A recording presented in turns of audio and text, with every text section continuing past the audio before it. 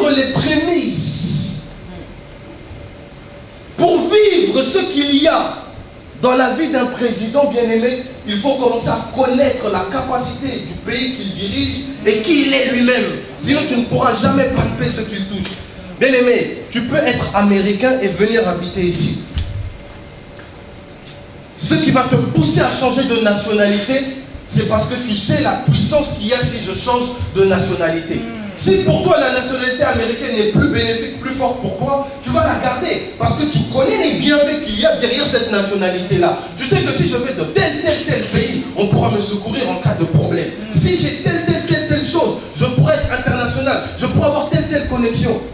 Bien aimé, personne ne peut retirer sa nationalité française ou américaine pour avoir celle d'un pays quelconque qui est dans la misère. Pourquoi? Parce que tu sais que ce pays-là est misérable par rapport au tien. Mais bien aimé, là on ne parle pas d'un pays ou d'une nationalité, mais on parle d'un Dieu. On parle d'un roi. La Bible dit quoi? Qu'il est le roi des rois. C'est-à-dire que parmi la génération des rois, on ne parle pas d'eux. Mais il y a un roi qui est au-dessus de ces rois-là. On parle de quel roi? Des rois qui gouvernent sur cette terre, qui ont le pouvoir de déclencher des guerres. Mais Jésus, Dieu est au-dessus de ces rois-là. Amen. Bien aimé, je ne sais pas qui est Dieu pour toi, ni ce qu'il a fait pour ta vie. Mais si tu ne connais pas Dieu, si tu ne connais pas la personne de Dieu, tu ne pourras jamais vivre la gloire de Dieu à travers l'adoration. La Bible nous parle de Jésus-Christ crucifié à la croix. La Bible nous parle de deux personnes à côté de Jésus qui ont été crucifiées à cause de leurs crimes. C'est-à-dire que dans ce passage que nous venons de lire, bien aimé, Jésus-Christ et les deux malfaiteurs ont été crucifiés au même endroit, au même moment. Jésus a été crucifié à un endroit, là on crucifie les voleurs, ceux qui ont fait du mal, et pourtant il n'a rien fait. Mais chose étrange, bien aimé, pendant qu'ils sont en train de mourir, parce que pendant qu'ils parlent, bien aimé, le principe de la crucifixion c'est quoi? On te cloue à la croix, mais pendant qu'on te cloue, les clous qui sont rentrés en toi vont provoquer une perte de sang, qui vont créer un vide, une hémorragie, tu n'auras plus de sang dans ton corps, et tu mourras. Pendant que les hommes parlaient, pendant que Jésus aussi était avec eux, ces hommes-là étaient en train de mourir. Ces hommes-là n'étaient pas à un état normal. Ces hommes-là ont été jugés par rapport à un acte malsain qu'ils ont commis. Bien aimé, je ne sais pas quelle est ta vie aujourd'hui. Je ne sais pas qu'est-ce que tu as fait aujourd'hui. Mais peut-être tu es encore sur le bois, en train de te faire crucifier, en train de mourir. Laisse-moi te dire qu'aujourd'hui, si tu acceptes et que tu reconnais Christ étant le Seigneur de ta vie, tu vivras la gloire de Dieu. Bien aimé, les hommes le critiquaient, les hommes se moquaient de lui sans savoir qui il était, sans savoir ce qu'il faisait. Tout à l'heure, on nous a parlé de l'anneau détaché. L'âne qui était attaché, bien aimé, c'est ces personnes-là qui l'ont acclamé dans la ville. Les personnes, quand Jésus avait l'âne, les mêmes personnes qui le condamnaient, c'est eux qui l'ont crucifié. Lorsque Jésus demandait à boire, ils lui ont ramené une boisson imbuvable. Mais ces hommes-là le critiquaient. Chrétiens, enfants de Dieu, combien de fois, bien aimés, nous passons à côté de la gloire de Dieu?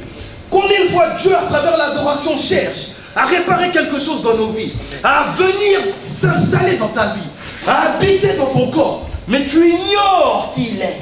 Tu ignores que la présence de Dieu est là. Tu ignores que Dieu vient pour te sauver. Tu ignores que Dieu vient pour te guérir. Tu le crucifies encore à la croix. Or que, bien aimé, si tu savais qui il était, tu pourrais vivre sa gloire à travers l'adoration. Si tu savais qui il était, même dans le bouton de la mort, il pourrait te sauver. Un homme a dit, mais toi tu dis que tu es Christ. Sauve-nous et sauve-toi toi-même si réellement tu es Dieu. Bien aimé, un homme qui est sûr de sa force n'a pas besoin de la prouver aux gens. Un homme qui est sûr de sa situation n'a pas besoin de la prouver aux gens. Voilà pourquoi quand tu es dans l'adoration, bien aimé, tu dois être sûr de qui tu adores. Quand tu adores, bien aimé, tu dois être capable de savoir que pendant que j'adore, la maladie est en train de tomber sans que je cherche les démons. Pendant que j'adore, le mal tombe sans que j'appelle ou je chasse n'importe qui. Il n'y a même plus la place pour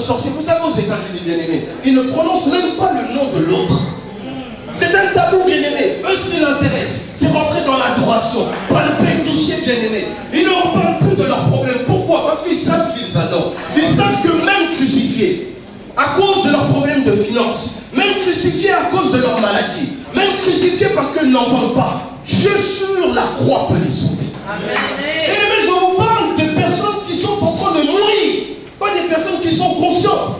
Mais combien d'entre nous sont encore sur la terre, pas sur la croix, mais sont en train de murmurer à cause des petits problèmes qui dérangent leur vie, sont en train de s'agiter à cause des petits problèmes qui dérangent leur vie. Mais là, je vous parle d'un homme qui est sur la croix, bien aimé, chose étrange, pendant qu'il est en train de mourir, la gloire de Dieu est encore là. Parce que l'homme qui était là, qui lui a parlé que celui-là c'était Jésus-Christ de Nazareth?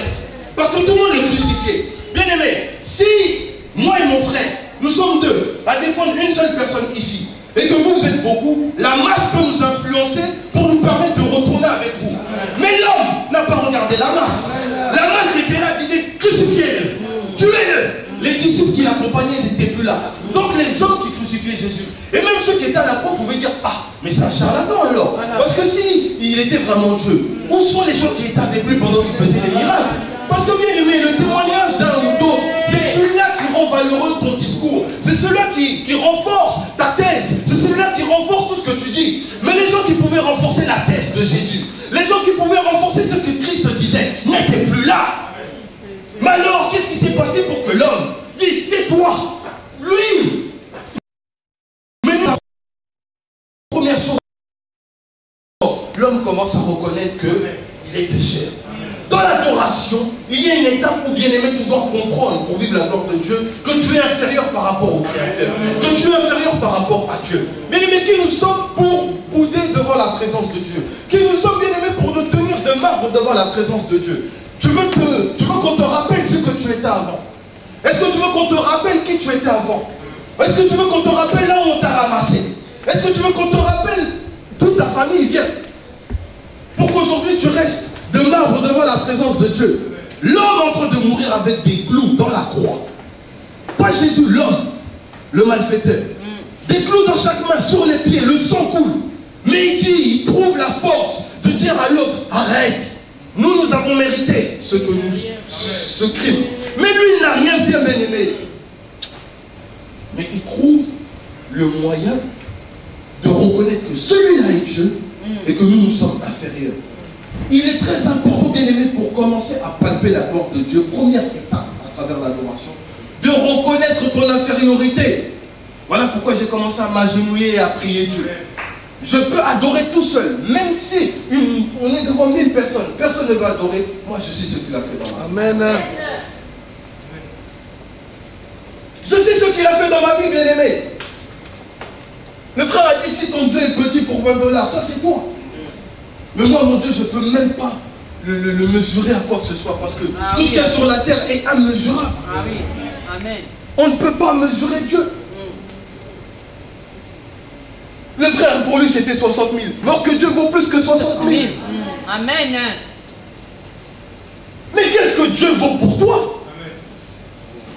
Vous savez, moi, si j'étais l'homme, le malfaiteur qui a défendu Jésus, peut-être j'allais me taire. Pourquoi? Je suis déjà en train de mourir. Quelle est l'utilité, tu as commis un crime, de dire que des fois, lui, il a fait, il ne mérite pas ce qu'il a fait, nous le méritons. Moi, j'allais me taire. Mais lui a eu la présence d'esprit. Il est rentré dans le secret parce que la présence de Dieu, même dans la mort, peut créer quelque chose. Amen. Donc, ça veut dire que Dieu est en train de mourir, mais la puissance de l'adoration commençait déjà à produire les effets. C'est pendant qu'il a reconnu que lui était inférieur à Christ que Dieu a commencé à opérer un miracle. Voyez-vous bien aimé, quand l'homme est intervenu, Dieu n'a pas besoin de défenseur. La preuve, c'est quand Pierre a coupé l'oreille du soldat Malchus, Christ a remis l'oreille. Il lui a dit, ce n'est pas avec la chair et le sang. Le combat est en esprit. Quand le malfaiteur parlait, aucune garantie qu'il va vivre la gloire de Dieu à travers l'adoration. Jésus regardait silencieux, en train de souffrir. Il dit encore, Père, quand tu seras dans ta gloire, permets-moi de rentrer avec toi. Un homme qui m'aime, mais un homme qui ressuscite. Un homme qui a la vie pour moi à travers l'adoration. Vous avez bien aimé, quand nous voyons ce genre d'image, d'illustration dans la Bible, cela doit nous éveiller notre esprit. Un malfaiteur qui ne connaît pas Christ, d'un seul coup à la croix qui commence à adorer, et toi qui te prétends chrétien depuis des années, tu n'arrives même pas à adorer Dieu à l'adoration, bien aimé, honte pour nous.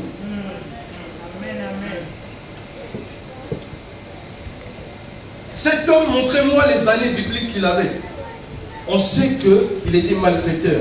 Donc assurément, la vie de Dieu n'était pas en lui. Parce qu'il a été condamné par rapport aux actes, au mal qu'il faisait. Donc il ne connaissait pas Dieu. Ou s'il le connaissait, il ne pratiquait pas. Il ne vivait pas une vie saine. Il ne vivait pas une vie d'adoration. Mais bien aimé, il ne vivait pas une vie d'adoration. Mais regardez bien aimé, lui, à la croix, reconnaît en un instant la grandeur de Dieu. Il adore Dieu.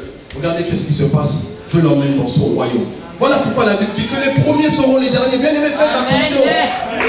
Faites attention, bien aimé. Dans l'adoration, il y a des grandes choses qui se passent. Mon message que je vais vous donner, il y a deux messages. Premièrement, l'homme, à travers la mort, qui arrive à hériter du royaume des cieux dans la mort à cause de l'adoration. Mais toi, parfois, tu n'es même pas encore mort, tu n'es même pas encore en train de mourir. Tu es encore bien, mais tu n'arrives pas à adorer ce Dieu-là. Mais comment tu vas vivre la gloire de Dieu?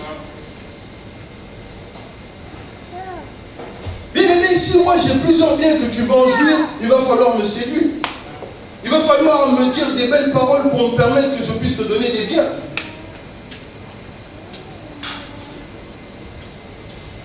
Comment est-ce que tu peux jouir des choses si tu me demandes d'abord de traiter ton cas sans élever qui je suis? Non. Tu ne peux pas demander à Dieu en permanence de venir te défendre. Seigneur, attaque cela dans ma vie. Je chasse tel esprit, tel esprit. Non. Tu ne sais même pas quelle personne tu demandes de défendre dans ta vie. Qui est Dieu pour toi? Si tu connaîtrais Dieu, mais tu ne demanderais même pas d'intervenir, bien aimé. Est-ce que vous voyez, il y a certains pays, quand ils vont faire la guerre, ils utilisent la bombe atomique? Non, ils n'ont pas besoin de ça. Parce que c'est un dégât. Vous savez, Dieu n'a même pas besoin d'intervenir pour certaines choses. Il y a les anges qui sont là pour là. Dieu mérite l'adoration. Moi, je me suis donné un principe dans ma vie, bien aimé. Les démons, peu importe leur niveau, leur âge, leur identité, ils ne feront rien. Parce qu'à la croix, Jésus-Christ les a crucifiés. Si les gens qui ont crucifié Jésus étaient forts, pourquoi ils n'ont pas empêché à l'homme de monter dans la gloire de Dieu, le malfaiteur? Vous voyez la leçon que Jésus leur a donnée? Ils crucifient, mais ils ne peuvent pas l'empêcher de sauver quelqu'un. Et un homme qui vous montre qu'il peut sauver quelqu'un à travers l'adoration devant vous, c'est qu'il est supérieur à vous. Vous savez, quand Jésus était sur la croix, il était dans les hauteurs, mais il les regardait en bas. Il dit, Père, pardonne-les parce qu'ils ne savent pas ce qu'ils font. Aujourd'hui, bien aimé, ce passage est pour nous. Jésus intercède à la droite du Père. Il dit, Père, pardonne-les parce qu'ils ne savent pas ce qu'ils font. Bien aimé, si tu savais qui était Dieu, si tu savais qui il était, sa puissance, son autorité, bien aimé, il y a des choses qu'on ne te forcerait pas à les faire. Voilà pourquoi je dis souvent que la vie chrétienne est une vie de démonstration envers le Créateur. Moi, je démontre à Dieu, bien aimé, que je l'aime et que je l'adore. Personne ne doit le faire à ma place. Je montre que je l'aime, bien aimé. Et c'est ça que Dieu a dit. Ce que j'ai contre vous, c'est que vous avez perdu votre premier amour. L'adoration est un amour, bien aimé, est un amour, pardon. Un amour incommensurable que personne ne peut mesurer, que personne ne peut calculer. Et deuxième aspect, un homme qui ne connaît pas Dieu, qui vient un instant, il adore, il rentre dans le royaume des cieux. Dieu veut nous parler par là que, attention bien aimé, nous pouvons venir à l'église, nous pouvons prier, mais ce n'est pas nos années, nos statuts, nos identités, nos postes qui vont faire de nous des vrais adorateurs. Lorsqu'on rentre dans le domaine de l'esprit, maintenant, bien aimé, c'est celui à chacun de créer quelque chose. La femme qui avait la perte de sang pour elle, elle a adoré Dieu à travers le toucher. Pour elle, adorer Dieu, c'était toucher le vêtement de Jésus. Elle savait que si elle touchait son vêtement, la perte de sang allait quitter. En touchant son vêtement, elle reconnaissait que celui-là, il n'y a que lui qui peut me guérir. Personne de ce monde n'a pu me guérir. J'ai donné l'argent à gauche, à droite. J'ai demandé de l'aide à mes amis. J'ai demandé de l'aide à des frères. Personne ne l'a pu faire. Mais lui, il l'a fait. J'ai touché son vêtement. J'ai ressenti une force qui est sortie de lui. Parce que la femme avait le désir, avait l'envie. En vrai, l'envie de toucher le vêtement. Lorsqu'elle a touché, Le sang s'est arrêté, bien aimé. Elle a vu la gloire de Dieu. Pour voir la gloire de Dieu, humilie-toi. Humilie-toi. Oublie ton identité. Oublie ta maladie. Défile le regard des gens. Défile les ondits des gens. Et toi, va toucher Dieu. Parce que lorsque tu es dans l'adoration, maintenant c'est une opération de toi et Dieu. C'est une opération de face à face. Personne d'autre que toi et Dieu, bien-aimé. Mais combien bien-aimés sont là, ne peuvent même pas dire un mot, ne peuvent pas adorer Dieu. Parce que bien-aimé, il y a des attitudes qui parlent. Il y a des attitudes qui parlent, bien-aimé. L'attitude que le malfaiteur avait à la croix pouvait simplement permettre à ce que Dieu l'emmène dans le royaume des cieux. Parce qu'il avait une attitude d'adorateur, une attitude de se courber, une attitude de s'humilier pour adorer le roi des rois. Et en même temps, lorsqu'il a dit cela à l'autre malfaiteur, arrête de parler sur lui, il a dit au peuple, il a voulu faire comprendre au peuple que vous, les docteurs de la loi, vous ne connaissez rien. Vous êtes en train de crucifier quelqu'un que vous ne connaissez pas. Et pourtant, vous êtes dans vos temples, avec vos Bibles, avec vos livres, en train de parler, mais vous ne connaissez rien. Moi, je connais, parce qu'aujourd'hui, je rentre dans la gloire avec lui. Bien-aimé, j'ai beau te parler, te dire des conseils, mais c'est toi, bien-aimé, qui dois chercher à créer ton intimité avec Dieu. Et tu vivras la gloire de Dieu. Parce que, bien-aimé, si cet homme dans la mort a réussi à monter au ciel, qu'est-ce que l'adoration ne peut pas faire dans ta vie? Si cet homme est en train de mourir avec les clous, le sang-coup, il est blessé, qu'est-ce que Dieu ne peut pas faire dans ta vie? Mais pourquoi tu ne l'adores pas? Pourquoi est-ce que tu as besoin d'un exemple d'un malfaiteur qui ne prie pas pour te pousser à adorer? Est-ce que tu as besoin, je répète encore,